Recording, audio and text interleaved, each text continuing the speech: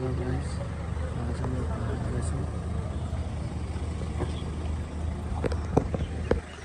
हाम्रो भान्जा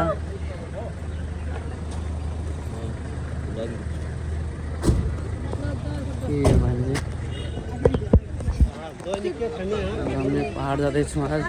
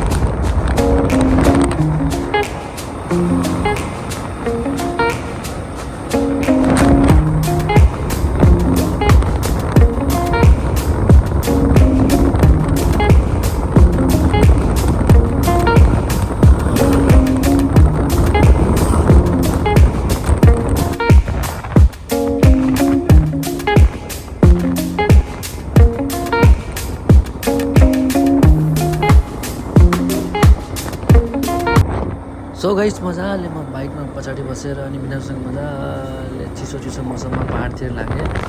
अनि पहाडतिर जाँदाखेरि गोदावरीतिर पुगेँ। अनि गोदावरीबाट माथि जाँदा जाँदा यस्तो राम्रो भ्युज थियो। अनि बुद्ध भगवानको मन्दिर अनि पुल आएपछि राइट साइडमा त पुरा मान्छेहरू भ्लग बनाउँदै टिकटक बनाउँदै गोदावरीको पुलमा भाइरल पुलमा धेरै इन्जोय गर्दै थिएँ।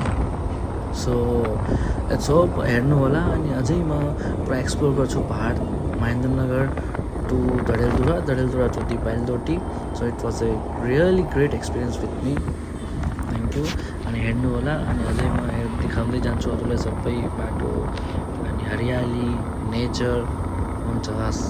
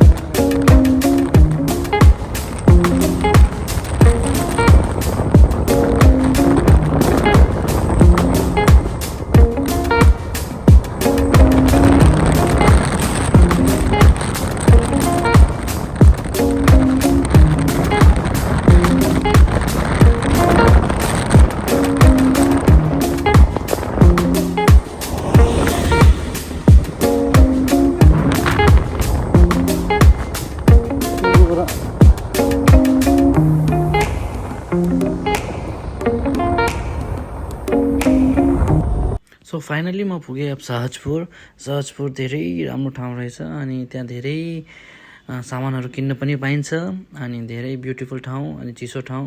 सो सहजपुर पुगेर हामी फेरि अगाडितिर निस्किएँ अनि फेरि जाँदै गर्दा गर्दा गर्दा अनि म हजुरलाई अझै नेक्स्ट स्टपमा पुगेर पछि अझै भन्छु म हामी कहाँ पुगेँ।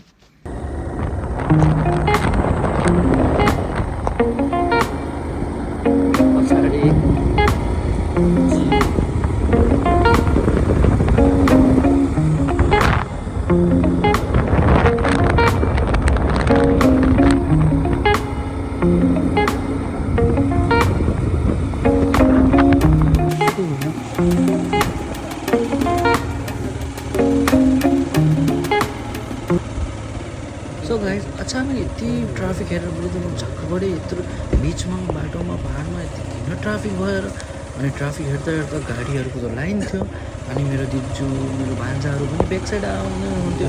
उसले कल गरेर हाम्रो त गाडी त पुरा जाम लागेको छ वेटिङमा छौँ हामी। फेरि बिनाजु र म अनि बाइकमा जाँदा जाँदा अगाडि चाहिँ के हुन्छ भनेर हेर्छु त सबै मान्छेहरूलाई सोद्धाखेरि त मान्छेले भन्यो कि एक्सिडेन्ट भएर रहेछ अनि एक्सिडेन्ट भएर हामीले सोद्धाखेरि मान्छेलाई के धेरै क्षति त भएन के गाह्रो त भएन भने के भएन अनि अल आर सेफ अनि धेरै एकदमै ठुलो दुर्घटना भनौँ गर्न बाँच्यो। अनि सो हामी अगाडि जाँदा जाँदा बिहानजुहरूमा मजाले बाइकमा हेर्दै बाइक भएपछि अलिकति सजिलो पनि हुँदो रहेछ अनि पाहाडतिर अनि हामीले मजाले यता धेरैको रोड क्रस गर्न पनि पाइयो अनि छिटो जान पनि पाइयो।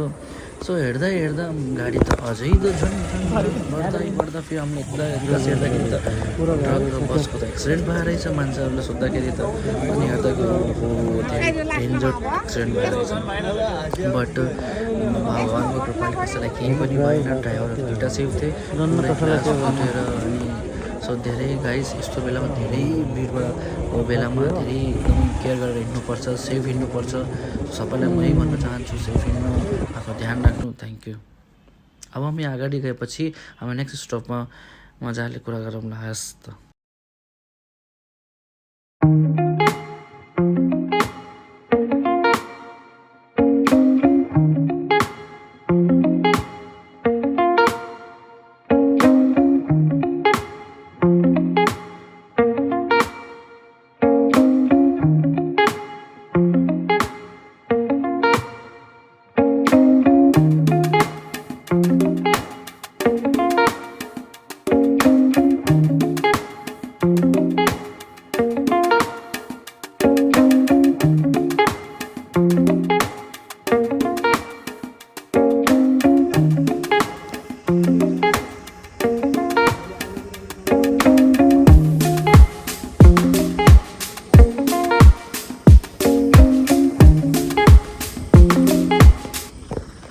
So finally guys we reach Budhar अनि बुढर पुगेपछि हामीले अलिकति पिनट खाएँ बिनाजुर मैले अनि मजाले बुढरमा पिनट खाएर मजाले घाम तापिरहेको थिएँ अनि सडन्ली मैले ब्याक साइडमा एउटा दामी सिन हेरेँ पुरा पानीको ताल अनि धेरै राम्रो लाग्यो। फेरि आफ्नो जर्नी कन्टिन्यू गरेँ अनि कन्टिन्यू गर्दा गर्दा गर्दा मजाले आनन्द लिँदै बुढरको अगाडि जाँदाखेरि अनि नेक्स्ट स्टपमा म हजुरलाई भन्छु एकदम स्पेसल स्टपमा हामी जाँदैछौँ। सो मान्छेहरू धेरै आउँछन् त्यहाँ one of the busiest shop रहेछ त्यहाँ अनि म पुगेपछि म हजुरहरूलाई देखाउँछु how feel and it's really good. So keep continue watching. So guys पाहाडको सबभन्दा बेस्ट भन्नुपर्दा वेदर धेरै राम्रो अनि हेल्दी अनि अर्ग्यानिक फुडहरू सबै खाना मिल्ने भयो। सो गाइस फाइनली हामी पुगे भाँचेको खिर one of the best and viral ठाउँ मान्छेहरू धेरै आउँछन्। मैले पनि खाएँ खिर खाएपछि मजाले घाम ताप्दै खिर खाँदै। सो फाइनली खिर पनि धेरै टेस्टी थियो अनि वान अफ द बेस्ट खिर भाँचेको खिर अनि धेरै राम्रो ठाउँ अनि मान्छेहरू उनको भैँसीहरू थिए सप थियो। सो गाइस प्लिज सेयर गर्नु होला सब्सक्राइब गर्नु होला लाइक गर्नु होला please. Thank you so much see you in the next blog.